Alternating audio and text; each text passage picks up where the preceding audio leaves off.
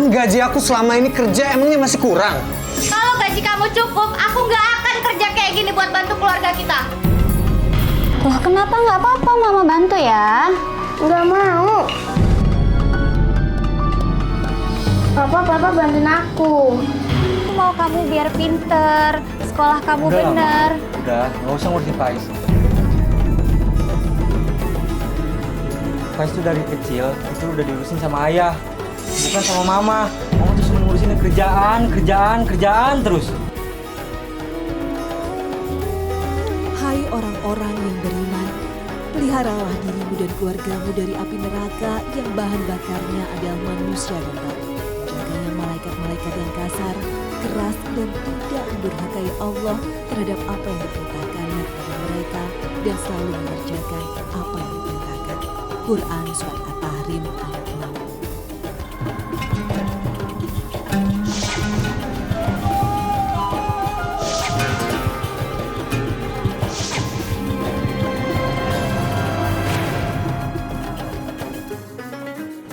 Assalamualaikum warahmatullahi wabarakatuh. Selamat pagi pemirsa Tawakal yang dirahmati Allah Subhanahu wa taala.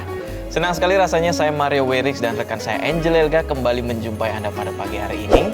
Assalamualaikum Angel. Waalaikumsalam. Bagaimana kabarnya pagi hari ini? Alhamdulillah baik. Bismillahirrahmanirrahim. Pemirsa Antv dimanapun Anda berada, Tawakal kali ini kita akan mendengarkan hikmah yang akan disampaikan oleh Ustadz Jiyad. Assalamualaikum Ustaz. Waalaikumsalam warahmatullahi wabarakatuh. Gimana kabarnya Pak Ustaz? Alhamdulillah baik-baik aja. Dan juga kita kedatangan narasumber kita yang namanya kita samarkan menjadi Ratna. Nanti juga Mbak Ratna akan menyampaikan kisahnya buat pemirsa dan membagikan ceritanya kepada pemirsa. Kita sapa dulu. Assalamualaikum Mbak Ratna. Waalaikumsalam Mbak Angel. Ya, Mbak Ratna. Bisa langsung diceritakan bagaimana kisahnya Mbak Ratna? Terlebih dahulu saya mengenalkan diri saya dulu. Ya. Nama saya Ratna. Saya adalah seorang ibu dan sekalian juga seorang ibu guru. Ya, keseharian saya bekerja dari pagi, nanti pulangnya malam.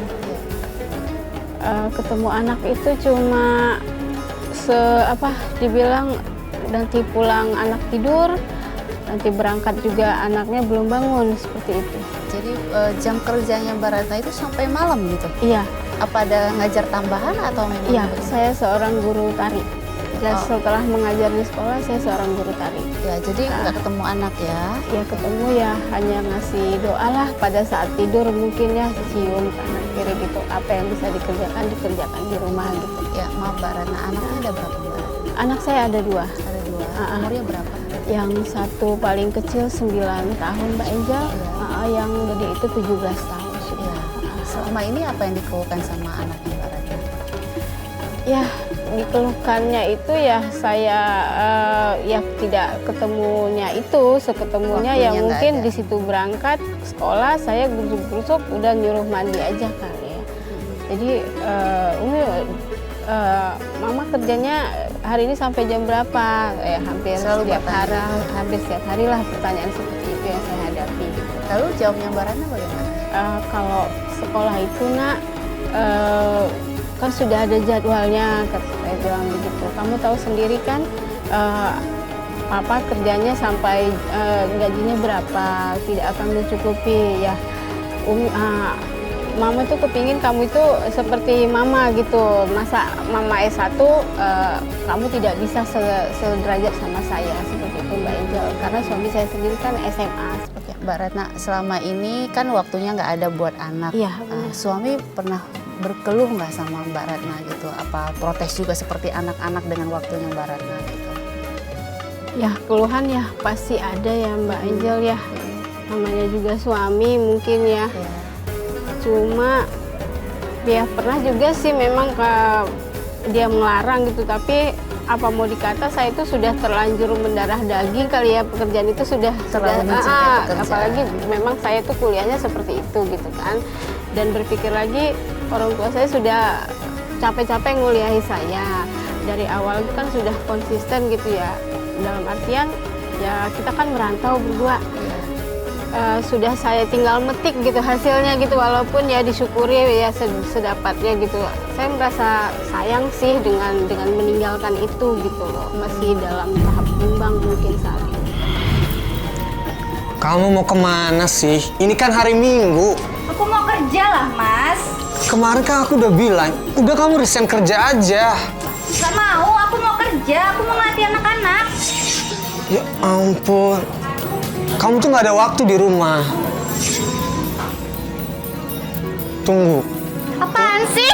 Tunggu dulu. Ratna, tunggu dulu dong. Dengerin aku ngomong. Apa lagi sih, Mas? Kamu tuh dari Senin sampai Jumat, kamu harus ngajar. Sabtu kamu harus mentas. Sekarang kamu hari Minggu masih mau kerja juga? Ya aku tuh kerja buat menuhin kebutuhan kita. Anak sekolah, belanja, semua aku bantu kamu. Kan gaji aku selama ini kerja emangnya masih kurang? Kalau gaji kamu cukup, aku nggak akan kerja kayak gini buat bantu keluarga kita.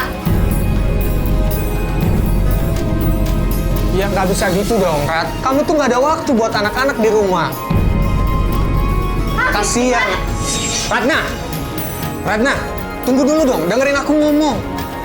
Nah, Ratna. Berisik.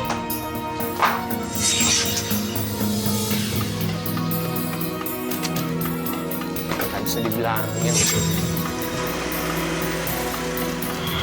Nah, Pak Ustadz, ini bagaimana nih Pak Ustadz? Maksudnya di sini kan Ibu Ratna ini bekerja, tujuannya baik nih untuk membantu perekonomian keluarga, membantu suami. Nah, apakah ada larangan sebenarnya Pak Ustadz kalau misalkan seorang istri itu kan dilarang sama suaminya untuk bekerja? Sebenarnya hukumnya dalam Islam bagaimana? Tapi seorang istrinya masih tetap bekerja. Ya. Ya. Baik, para pemirsa dirahmati Allah SWT, Bismillahirrahmanirrahim. Kita mendapatkan cerita dari Ibu Ratna tadi, bekerja tapi tidak izin suaminya. Kalau kita buka Al-Quran maupun hadis Nabi menjelaskan bahwa ar-rijalu qawwamuna 'alan nisa.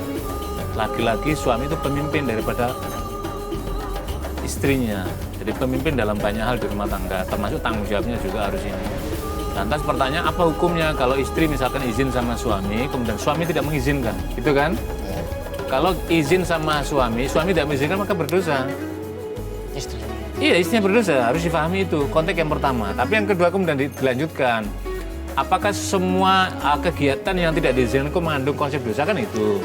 Bagaimana kalau misalkan keadaan ekonomi terdesak, belum memenuhi, belum mencukupi sebagaimana layaknya orang lain, kemudian istri mengambil inisiatif ingin membantu, apa hukumnya? Kan begitu menjadi persoalannya.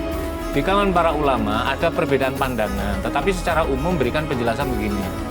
Kalau seorang istri memiliki ilmu, memiliki kompetensi, dan ingin melanjutkan, mengamalkan kompetensi atau keilmuannya itu, mengajarkan para orang lain, dan kemudian akhirnya mendapatkan upah atau imbalan dari atar ikhtiar tadi, kemudian ini bisa menopang, membantu ekonomi keluarga, maka itu tidak dilarang.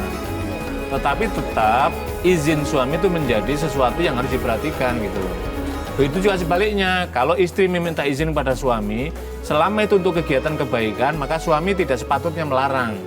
Kecuali yang terjadi misalkan begini, oke, saya izinkan tetapi tolong diperhatikan waktu untuk anak kita, jangan sampai kegiatan karir kamu di luar kemudian menafikan, menghilangkan semua waktu kepada anak, karena ini menjadi penting. Sebab Al-Quran memberikan panduan begini, Mbak Angel.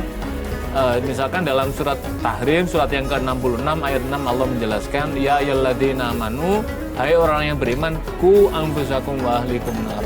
Jagalah dirimu dan keluargamu dari api neraka. Apa mananya? Mananya adalah kita, kalau orang tua, suami dan istri memiliki tanggung jawab untuk menjaga dirinya dan juga pada anak-anak ini yang terpenting gitu. Nah, salah satu yang menjaga anak-anak terpenting adalah memberikan perhatian, apalagi masih kecil, kemudian memberikan pendidikan. Apalagi tadi yang disampaikan. Tetapi kasus ini hampir merata, Mbak Angel, di kota besar kayak Jakarta. Kadang setelah subuh udah berangkat, anaknya belum bangun. Karena sekolahnya mungkin jam 7, baru bangun setengah 6, taruhlah misalkan begitu. Kemudian ketika pulang, anaknya sudah tidur karena sudah malam, karena kemacetan Jakarta.